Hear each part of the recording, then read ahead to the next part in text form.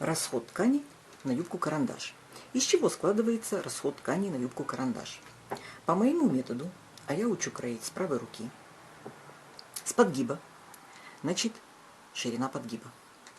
Дальше идет длина юбки. До линии нулевого баланса. Вот эту линию я называю линией нулевого баланса. Дальше идет баланс.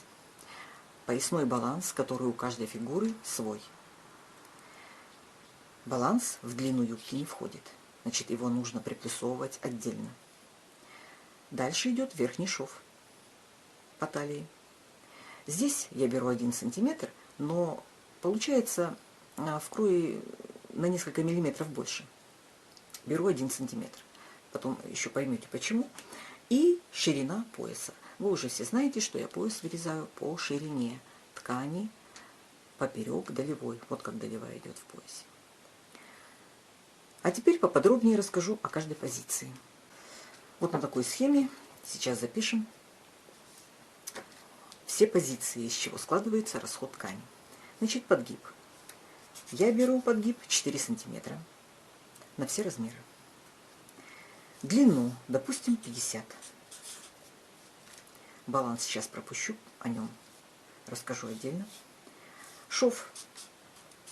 Шов по талии 1 сантиметр. Пояс 7 сантиметров. В готовом виде 2,5 сантиметра. Так. И скос ткани нужно заложить. Вы все прекрасно знаете, тогда, когда покупаешь ткань в магазине, все отмеряют по линеечке, по треугольничку, все правильно, хорошо, но закон физики таков, что тогда, когда ткань наматывается на бобину, происходит сдвиг, перекос ткани. Вы приходите домой, укладываете ткань кромка на кромку, и нужно ткань по утку совместить. Декотируете, особенно видно перекосы в ткани, да, все это нужно уравнять по кромке. И поэтому скос неизбежен. Если с одной стороны 1,5 см получился скос ткани, то и с другой будет 1,5 см. Если с одной стороны 3 см, то и с другой стороны будет 3 см. Значит, скос ткани нужно закладывать. Я советую закладывать скос ткани от 3 до 5 см. Чем меньше длина, тем меньше закладываю. Ну, это я говорю о однотонной ткани, допустим. Потому что тогда, когда клетка, полоска, там и даже раппорт нужно закладывать.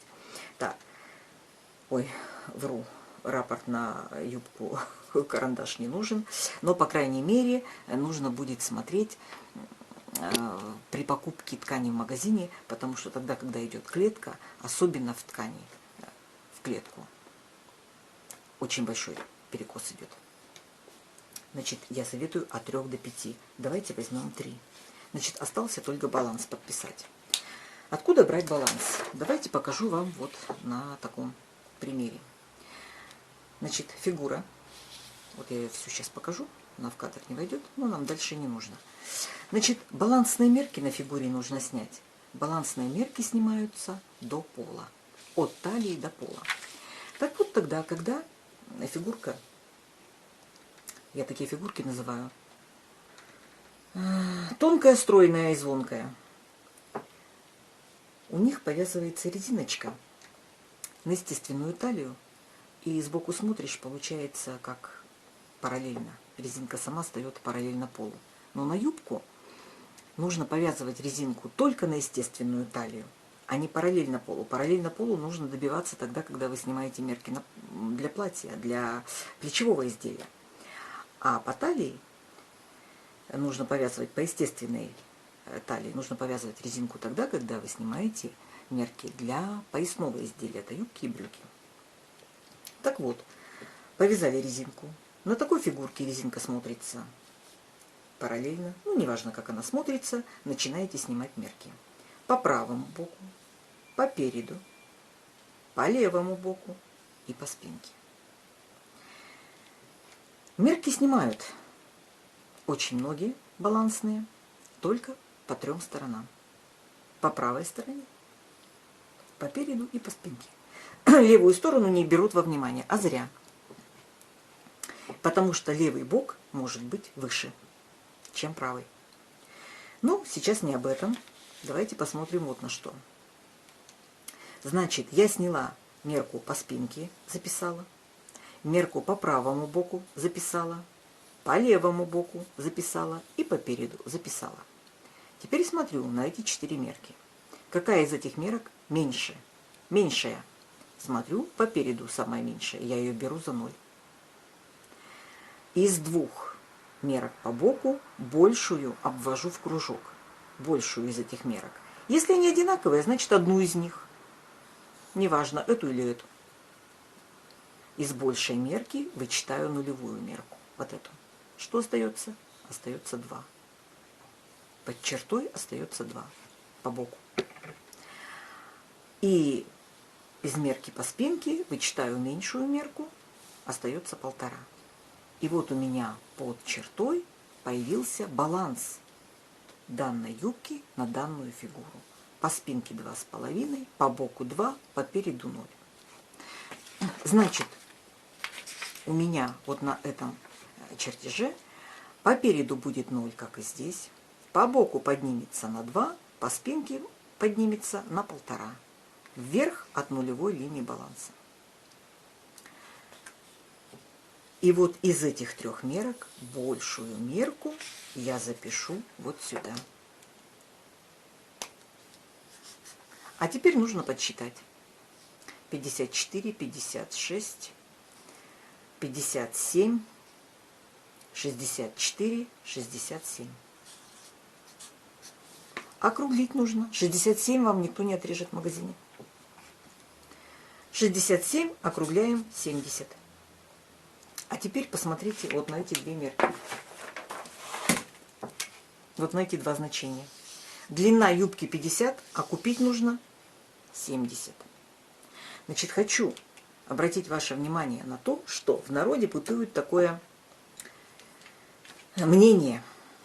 Вот длину замерили, плюс 10 сантиметров. Все, получится юбка-карандаш. Никогда она не получится. Или получится, когда пояс вырезан по длине. Значит, видите, у меня ширина пояса входит в расход ткани на юбку. Но тут надо смотреть. Или хочется порядочную юбку, такую, когда наденешь готовую и снимать не хочется. И комфортно в этой юбке. Или сшить абы как. Ну, лишь бы вроде того, что что-то надеть. Так, теперь расскажу вот о такой фигуре. Фигурочка вроде бы похожа на предыдущую. Посмотрите, вот ее вид сбоку этой фигуры. Вид сбоку. Значит, повязан шнурок или резинка по талии повязана. Ну, впечатление такое, что все горизонтально. Тем не менее, горизонтально быть не может. Посмотрите, по переду снялась мерка 100. По боку, по правому, снялась мерка 103. По спинке снялась мерка 104. То есть уже вот какой баланс пошел, да? А теперь смотрим, что же у нас по левому боку. А по левому боку 105. Вот она мерка по переду 100, вот она по правому боку 103, а по левому 105. Значит, из всех этих мерок самая большая по левому боку, который многие не снимают вообще. Ну и точно так же высчитан баланс. Значит, из этих всех мерок самый большой баланс идет по левому боку. 5. Вот и вот я и возьму сюда. Так, давайте следующую. Сейчас напишем. Вот так. Значит, баланс 5 у этой фигуры. Так, значит, подгиб остается тот же самый. Давайте длину изменим, возьмем 60. Значит, шов 1 сантиметр так остается. Значит, 7 сантиметров пояс. Скос ткани. Ну, давайте возьмем 5. Подсчитываем. 64, 69, 70. 70 до 12, 82. Правильно подсчитала, нет? Так, значит, здесь или округлить до 85, или округлить до 80. То есть уменьшить скос ткани. Вы можете записать перед походом в магазин и посмотреть, ткань сильно перекушена или нет, тогда, когда вы ее будете покупать. И уже в зависимости от этого купить столько, сколько посчитайте нужным. Да? Допустим, я здесь записываю 80. Я посмотрела, ткань ровненько лежит, все, скоса большого не предвидится. Я уже в магазине ориентируюсь. Но кто не ориентируется, наверное, лучше взять все-таки 85. Но опять-таки смотрим. Длина юбки 60, а купить надо 80 или даже 85. Другой пример. Другой пример. Посмотрите-ка. Давайте вот этот пример возьмем. Вот такая фигура. Я ее полностью сейчас покажу. Вот она вся. И вот такая фигура. Казалось бы, эти фигуры практически одинаковые. Но нет. Глаз сразу видит, что здесь поменьше баланс, чем здесь. Вот какой баланс. А вот представьте себе на такую фигуру закройщик кроит вот с таким балансом. Здесь 0, здесь 1,5 сантиметра, 1,5, как в учебниках учат. Здесь 0. Но она, закройщица, уже понимает, что придется юбку поднимать. Ну и говорят так. А вот здесь немножко вынете, немножечко вот здесь. Сколько немножечко? Значит, юбка поднимется вверх. Да? Но она же поднимется, да, ну 2 сантиметра вот здесь, ну 2,5 уберете. Вот она настолько и поднимется. Здесь же все равно пойдет нехватка. Посмотрите, какой баланс у этой женщины. 10,5. Такого даже подгиба нет. Самый большой подгиб дают 7 сантиметров, вот как раз в расчете на примерку. А 10,5, 3,5 еще не хватит. А подгибать чем? Точно такая же фигурка, но баланс у нее меньше. 7,5 по спинке. А вот у этой фигурки 10,5 по спинке. Так, а давайте посмотрим на эту фигуру сбоку. Сбоку. Вот она сбоку, эта фигура. Галифе. Галифе. Вот эта фигурка сбоку. 7 по левому боку, 7 по правому боку. Видите, даже одинаковые бока могут быть. Так? Вот в галифе очень часто разные бока получаются. За счет чего? За счет того, что вот здесь может быть больше вот такой бочок, а галифе вот здесь меньше. Или наоборот. Здесь ямка меньше, здесь больше, или наоборот. Вот с галифе очень часто бывают разные бока, но вот в данном случае одинаковые бока. Так, а давайте посмотрим вот на такую фигурку. Очень часто встречающаяся фигура. Значит, по переду у нее 101,5. По правому боку 106. А давайте посмотрим по левому, что боку. А по левому 110. Вы посмотрите, 3,5 разница по бокам. А левый никто не замеряет. Ну, по крайней мере, многие не замеряют, я это знаю. И не учат замерять. Но кто-то уже преподает курсы по моему методу. Значит, девушка ходила на эти курсы и говорит, да, 4 мерки снимаем. По 2 бокам, сзади, спереди. Задала вопрос преподавательнице. Значит, по большей мерке кроим. А с меньшей меркой что делать? Преподавательница рот открыла. Потому что слышала звон, да не знает, где он. Как? Что делать с меньшим-то боком? Больший бок идет в крой. А меньше куда деть? Это все я рассказываю в своем курсе. Сейчас речь опять не об этом. Речь идет только о расходе ткани. Так, ну давайте вот на эту фигуру сделаем расчет. Значит, 4 сантиметра. 4 сантиметра подгиб. Длину возьмем 70. Баланс у этой мерки, у этой фигуры, простите, баланс, вот смотрю под чертой, значит, за 0 самая меньшая мерка берется, так, а из меньшей мерки, из большей мерки, вернее, вычесть меньшую, 8,5 сантиметров у нее баланс. Ну, это еще небольшой баланс. Самый большой баланс мне в жизни встречался 12 сантиметров. 10 часто бывает. Шов 1 сантиметр, пояс 7. Так, подсчитываем. Так, ну и скос ткани возьму, конечно, 5. Большой размер возьму 5. Так. Так, посмотрим сейчас, что у нас тут получается. 74, 75. 80. 80 и 15,5. Так, 80 и плюс 15,5. 95,5. 95,5, значит, покупать надо 90.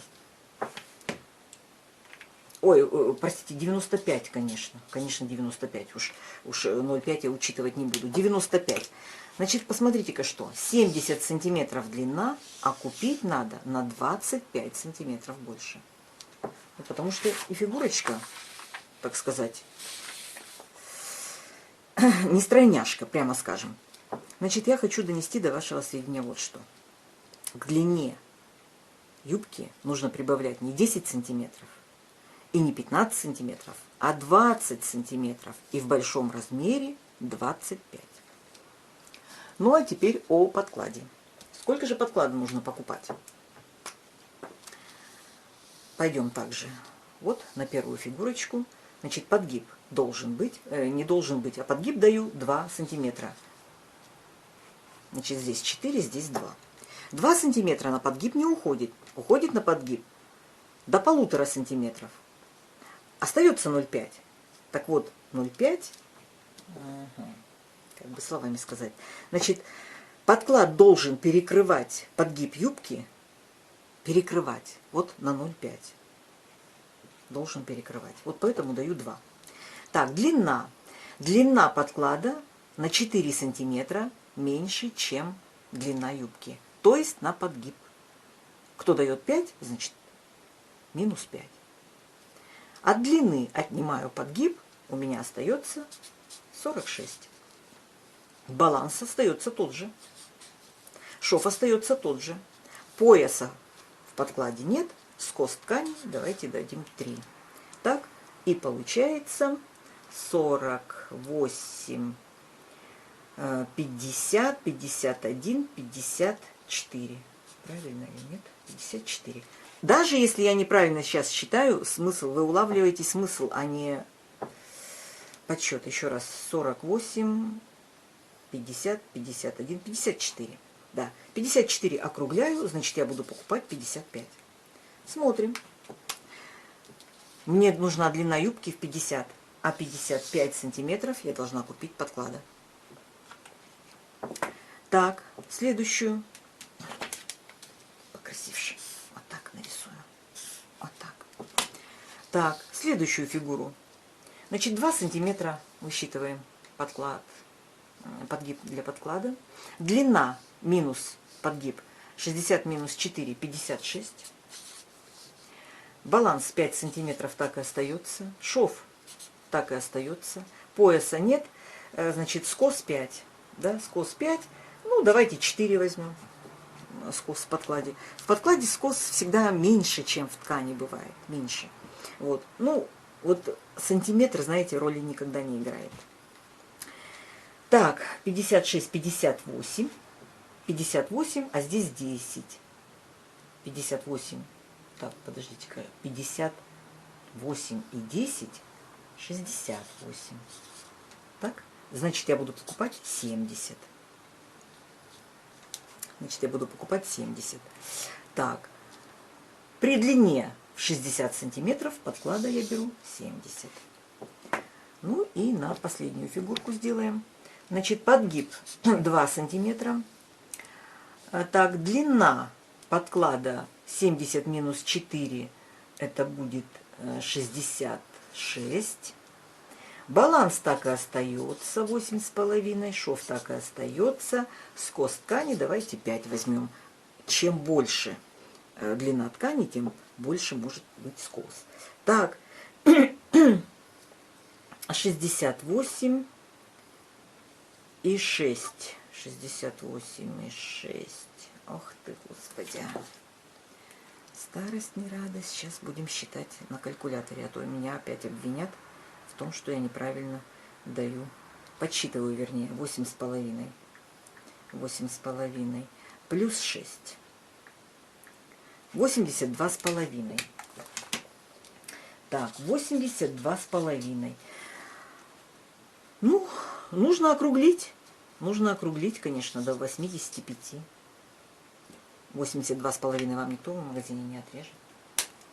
Так, смотрим. Значит, тогда, когда я буду шить юбку длиной 70 на такую большую тетеньку, значит, подклад нужен мне 85. Так. Все видно? Все видно. Значит, ткани 95, подклада 85. При длине на 60, сейчас вот так сделаю.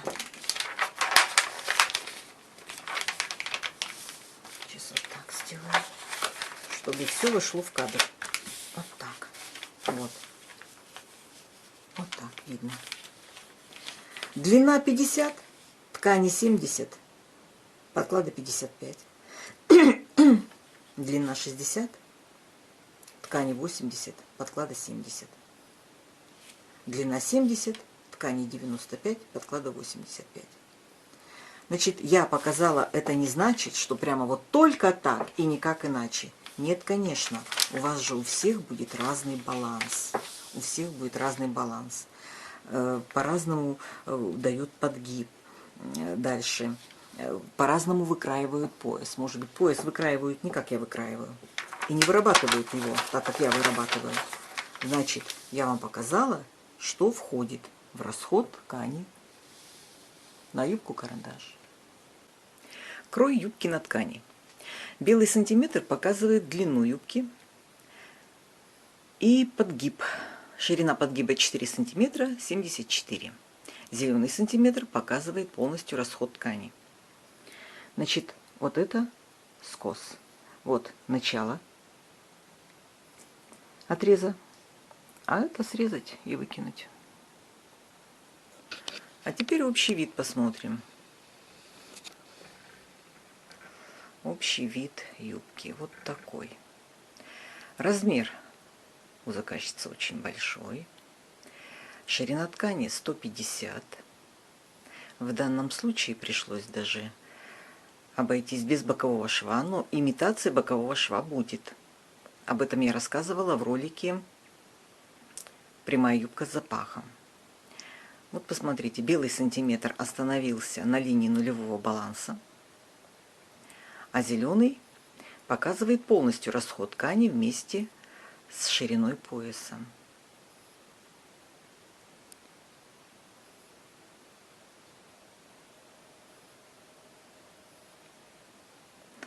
Остался небольшой остаточек вот здесь. До кромки 5 сантиметров, с кромкой 6 сантиметров для шлицы. А вот другой пример. Длина юбки 50, белый сантиметр показывает. Вместе с подгибом 54 сантиметра. Зеленый сантиметр показывает расход ткани.